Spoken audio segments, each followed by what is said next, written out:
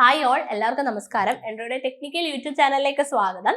RRBGയുടെ notification വന്നപ്പോൾ മുതൽ എല്ലാവരും ചോദിക്കുന്ന ഒരു ചോദ്യമാണ്, അല്ലെ നമ്മുടെ യൂട്യൂബ് ചാനലിന്റെ താഴെ വരുന്ന ഏറ്റവും കൂടുതൽ കമന്റ് ആണ്. അതുപോലെ ലൈവ് ക്ലാസ്സസിലൊക്കെ എല്ലാവരും ചോദിക്കുന്ന ഒരു ഒറ്റ കമന്റ് ഇതാണ്: എന്നായിരിക്കും RRBGയുടെ എക്സാം എന്ന് പറയുന്നത്. നമുക്ക് ഒരിക്കലും എപ്പോഴും നമ്മുടെ റെയിൽവേ പബ്ലിക് അതായത് നമ്മൾ നോട്ടിഫിക്കേഷൻ പബ്ലിഷ് ചെയ്യുന്ന സമയത്ത് തന്നെ എക്സ്പെക്ടഡ് ഡേറ്റ് ഒന്ന് പറയാറുണ്ട്. പക്ഷെ ജെയുടെ കേസ് ഒരു സൂചന പോലും നമുക്ക് തന്നിട്ടില്ല.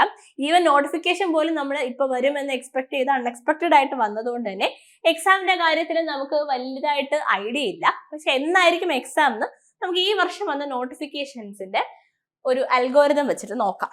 അതായത് 2024 റെയിൽവേ തന്നെ പല പരീക്ഷകൾക്ക്, വേറെ പരീക്ഷകൾക്കുള്ള നോട്ടിഫിക്കേഷൻ എക്സാം ഡേറ്റും പ്രൊഡ്യൂസ് ചെയ്തിട്ടുണ്ടായിരുന്നു. അപ്പൊ അതിനെ നമുക്ക് നോക്കാം. ചിലപ്പോൾ നിങ്ങൾക്ക് കാണാൻ വിഷ്വൽ കുറച്ച് ബ്ലേർഡ് ആയിരിക്കും. അപ്പൊ ആദ്യം ALP ആണ് ഞാൻ പറയാൻ പോകുന്നത്.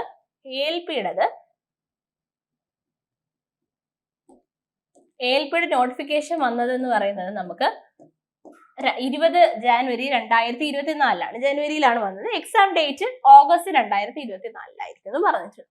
അതുപോലെ തന്നെ RRB ടെക്നീഷ്യൻ വന്നിട്ടുള്ളത് മാർച്ചിലും, എക്സാം ഉണ്ടാവുക ഒക്ടോബർ നവംബറിലായിരിക്കും എന്നാണ് പറഞ്ഞിരിക്കുന്നത്. അപ്പൊ ഈ ഒരു ട്രെൻഡ് തന്നെ നമ്മുടെ റെയിൽവേ ഫോളോ ചെയ്യുകയാണെങ്കിൽ, കാര്യം ഈ വർഷം വന്ന നോട്ടിഫിക്കേഷൻസ് ആണിത്.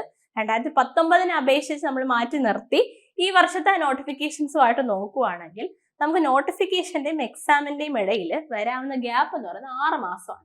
അതായത് ഇപ്പൊ നമുക്ക് നോട്ടിഫിക്കേഷൻ വന്ന് ലാസ്റ്റ് ഡേറ്റ് എന്നാ തീരുന്നത്? ഈ മാസമാണ് തീരുക. അപ്പം ഓഗസ്റ്റ് ലാസ്റ്റ് തൊട്ട് ഒരു 6 മാസം കൗണ്ട് ചെയ്തോളൂ. നിങ്ങളുടെ കയ്യിൽ ഒരു 6 മന്ത്സ് എന്തിനുണ്ടായിരിക്കും?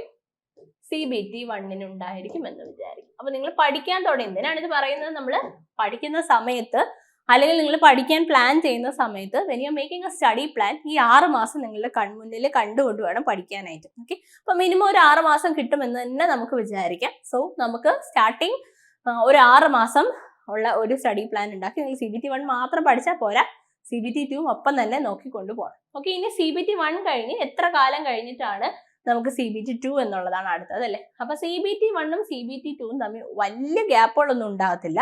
CBT 1 CBT 2 തമ്മിൽ മാക്സിമം പറയാ 3 മന്ത്സ് ഉണ്ടായിരിക്കും മാക്സിമം, ചിലപ്പോൾ അതിൽ താഴെ. ഓക്കെ, അപ്പൊ അതുകൊണ്ടാണ് പറഞ്ഞത് ഒരു 3 മന്ത്സ് അല്ലെ 2 മന്ത്സ് കൊണ്ട് നമുക്ക് ടെക്നിക്കല് 100 മാർക്കാണ് അവിടെ പഠിക്കാനുള്ളത്. പഠിക്കുക എന്ന് പറഞ്ഞാൽ ചിലപ്പോൾ 2 മാസം പോലും കിട്ടത്തില്ല.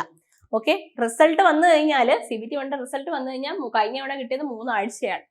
അതായത് 1 മാസം പോലും കിട്ടിയിട്ടില്ല നമുക്ക്. അപ്പം ആ ഒരു കാര്യം മനസ്സിൽ വിചാരിക്കുക. ഈ 6 മാസം, ആദ്യം കിട്ടുന്ന 6 മാസം CBT 1 മാത്രം പഠിച്ചിട്ട് സമയം കളയരുത്. ഒരുപാട് പേര് ചോദിച്ചിട്ടുണ്ട് സ്റ്റഡി പ്ലാൻ എങ്ങനെ നമ്മൾ ഇത് രണ്ടും കൂടെ മാനേജ് ചെയ്ത് പഠിക്കും. ഒരു സ്റ്റഡി പ്ലാൻ വീഡിയോ ചെയ്യാവുന്നതാണ്. നമ്മൾ ഉടനെ തന്നെ ഒരു സ്റ്റഡി പ്ലാൻ വീഡിയോ അറേഞ്ച് ചെയ്ത് നിങ്ങൾക്ക് പ്രൊവൈഡ് ചെയ്യുന്നതായിരിക്കും. ആരെങ്കിലും ചാനൽ സബ്സ്ക്രൈബ് ചെയ്തിട്ടില്ലെങ്കിൽ ചാനൽ സബ്സ്ക്രൈബ് ചെയ്യുക. നമ്മൾ പുതിയ എക്സാംസിനെ കുറിച്ചിട്ടും നോട്ടിഫിക്കേഷൻസിനെ കുറിച്ചിട്ടും നിങ്ങൾക്ക് ഇൻഫർമേഷൻ തരുന്നതായിരിക്കും. അതുപോലെ തന്നെ RRBGയുടെ നമുക്കൊരു വാട്സ്ആപ്പ് കമ്മ്യൂണിറ്റി ഉണ്ട്. പ്രിപ്പയർ ചെയ്യുന്നവർക്ക് ആ ഒരു വാട്സ്ആപ്പ് കമ്മ്യൂണിറ്റിയിൽ ജോയിൻ ചെയ്യാം. ലിങ്ക് താഴെ ഡിസ്ക്രിപ്ഷനിൽ കൊടുക്കാവുന്നതാണ്.